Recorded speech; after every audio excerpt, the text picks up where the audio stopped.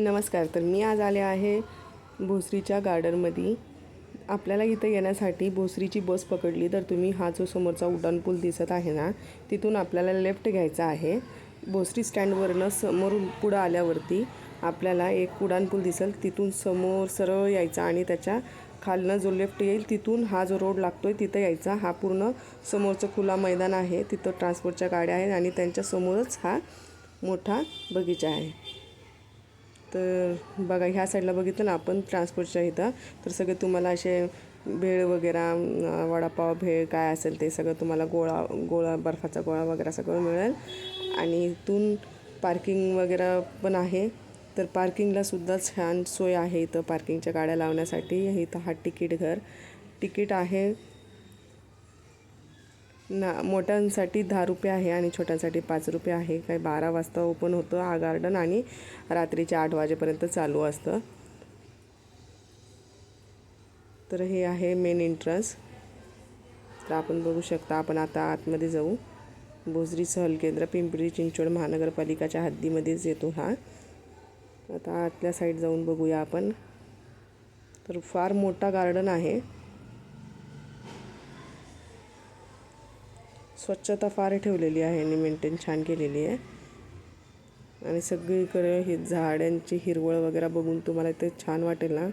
सहजा तर आपण असं बघितलं तर बाहेरचे जेवढे पण गार्डन असतात ते दुपारच्या वेळेला बंद असतात, सकाळी चालू असतात. पण ह्यांचा गार्डन जो 12 वाजता चालू होतो तर रात्रीच्या 8 वाजेपर्यंत इथं हा गार्डन हा चालू असतो. पिण्याचं पाणी वगैरे सुद्धा आतमध्ये आहे. हे सेल्फी पॉईंट आहे. छान एक पेंटिंग केलेली आहे हे. आणि इथं पक्ष्यांचं एक हे पण बनवलं आहे स्टॅच्यू. इथं लोक सेल्फी वगैरे काढतात. आपण हिरवळ बघूनच असं वाटत असेल की खरंच किती इथं छान हिरवळ अशी आहे. एकदम मन प्रसन्न होतं खरंच इथं आल्यावरती. आणि स्वच्छता पण तुम्ही बघू शकता. कुठं असं घाण वगैरे असं काही नाही आहे. जागी जागी डस्टबिन वगैरे आहेत. लेफ्ट अँड राईट साईड मी जेवढे दाखवत आहे ना, तेवढाच लेफ्टला पण तेवढाच मोठा आहे, तर राईटला पण तेवढाच मोठा आहे. ही रेलची पटरी आहे. आधी यांची ही टॉय ट्रेन चालू होती, पण आता काही दिवसापासनं ही टॉय ट्रेन बंद आहे सध्या तरी. आता इथून पुढं आल्यावरती हा आपल्याला एक सिमेंटचा रस्ता मिळेल. तर बघा, राईट साईडला तुम्ही बघू शकता फार मोठं असं हे झाडं वगैरे लावून आहे ना आजूबाजूला. यांनी खेळण्यासाठी फॅमिली फ्रेंड्स तुम्ही भरपूर, खरंच एवढं मोठं गार्डन आहे ना की तुम्हाला असं वाटेल ना फॅमिली घेऊन आल्यावरती भरपूर लोक इथे एन्जॉय करतील. एवढा मोठा हा गार्डन आहे. मी पण जेव्हा पण येते ना तर माझी पूर्ण फॅमिली घेऊनच मी इथे येते. खरं तर त्यावेळेलाच मला एकदम मस्त असं वाटतं. छोटा तर नाही आहे, एकटा आलं की मग छोटा गार्डन असेल तर एकटं या, की एवढं मोठं गार्डन तर भरपूर लोक आपल्यासोबत असतील तर मग आपल्याला खेळायला वगैरे पण मजा येते ना. बघा केवढा मोठं आहे ना हा स्पेस. डेस्क वगैरे सुद्धा आहेत बसण्यासाठी आतमध्येच. आता हाच रस्ता सरळ धरून आपल्याला हा जो समोर आपल्याला एक छोटासा ब्रिज दिसतोय ना लोखंडाचा, आपल्याला हा क्रॉस करून त्या साईडला जायचं आहे. तर मुलांच्या खेळण्यासाठी छान अशी सोय आहे. भरपूर मोठी खेळणी आहे तिथं. म्हणजे छोट्या मुलांसाठी पण छोटी खेळणी आहे, तर मोठ्या मुलांसाठी पण मोठी खेळणी आहे. मला गार्डनचे जे इन्स्ट्रक्शन असतील ते एक बोर्डवरती जे सुरुवातीला लिहिलेले होते ते मी सुरुवातीमध्ये तुम्हाला शेअर करते. तुम्ही एकदा ते बघूनच म्हणजे इथं या. हा लोखंडी पूल बनवलेला आहे ह्यांनी. मी फार वर्षापासून खरं तर इथं येते. आत्ता सध्या ब्लॉग चालू केलं तर मी असा विचार केला की तुम्हालासुद्धा हा गार्डन माहीत असायला हवं, कारण की छोटी छोटी मुलं इथं भरपूर एन्जॉय करतील. आणि तुम्हाला जर ग्रुपनी फॅमिलीनी यायचं असेल तर इथं तर खरंच लई मोठा गार्डन आहे ना, तर तुम्हाला शेअर वगैरे करण्यासाठी पण मस्त वाटेल. आणि भरपूर झाडं आहे तर त्यांच्या सावलीमध्ये पण तुम्ही दुपारसुद्धा आले तरी काय असं वाटणार नाही की तुम्ही दुपारीच आलेत म्हणून. छान वाटतं असं, एकदम सावली वगैरे असते.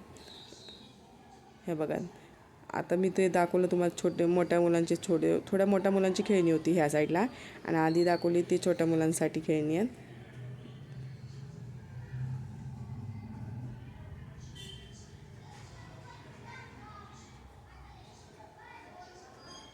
म्हणजे काय 12 वर्षाच्या खालच्या मुलांसाठीच आहे तसं तर बघायला गेलं तरी खेळणी.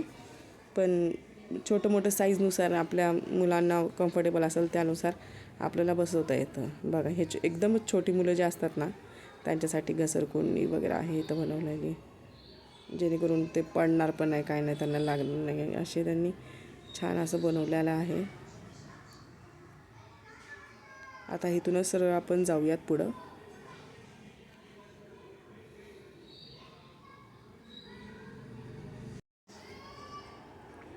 आता इथून पुढं आल्यानंतर आपल्याला लेफ्ट साईडला सुद्धा असं एक हे दिसेल, गेट लावलेला आहे. ह्याच्या अगोदर मी जेव्हा आलते तेव्हा हे ओपन होतं. ह्याच्या आतमध्ये पण भली मोठीच खेळणी आहे. आता समोर जाऊया ह्याच्या. आता तर सध्या ते गेट वगैरे लावलेलं होतं, काय त्यांचं मेंटेनन्स वगैरे चालू असेल वाटतं, त्यामुळे त्यांनी बंद केलेलं असेल. आता इथून पुढं आल्यानंतर इथं एक मंदिर आहे पाण्याच्या मधोमध, तलाव आहे हा. भरपूर मासे वगैरे आहेत ह्याच्यामध्ये आणि बदक, हंस वगैरे सुद्धा आहेत. ह्याच्यासुद्धा आजूबाजूला भरपूर अशी हिरवळ आहे आणि संध्याकाळचा सूर्य मावळतानाचा वेळ होता, म्हणजे खूपच छान असं निसर्गरम्य वाटत होतं इथलं वातावरण. आणि गर्दीसुद्धा छान होती इथं. सॅटर्डे संडे तर जास्तच गर्दी असते आणि एनी डेला सुद्धा चालूच असते हे.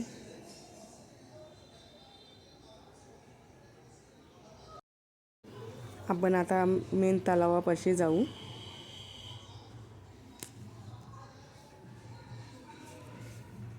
ह्या साईड तलावाच्या समोर सुद्धा मोठा एक भलता मोठा एक स्पेस आहे. एकदा तुम्ही आवर्जून खरंच इथं या, मुलं फार एन्जॉय करतील.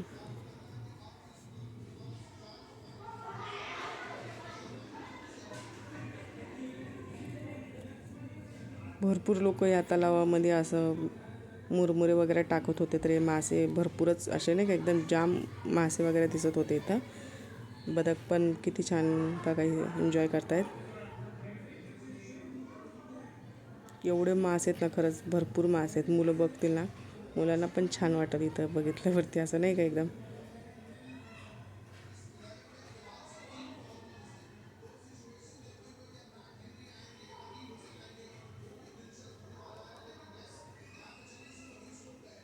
पाण्यामध्ये सुद्धा या लोकांनी झाडं लावून त्याचं पण मेंटेनन्स छान ठेवलेलं आहे. असं नाही की पाण्यामध्ये झाड येतं घाण वगैरे आहे असं काही नाही, छान स्वच्छता छान आहे तिथं. तर एकदा आवर्जून इथं नक्की भेट द्या. आणि व्हिडिओ जर आवडला असेल तर माझ्या चॅनलला लाईक, सबस्क्राईब, शेअरसुद्धा करा. अशाच भरपूर छान सुंदर अशा प्रत्येक व्हिडिओमध्ये आपण भेटत राहू. पुढच्या नेक्स्ट व्हिडिओमध्ये भेटण्यासाठी माझ्या चॅनलला लाईक करा, सबस्क्राईब करा. पुन्हा भेटूया नवीन अशा एक व्हिडिओ.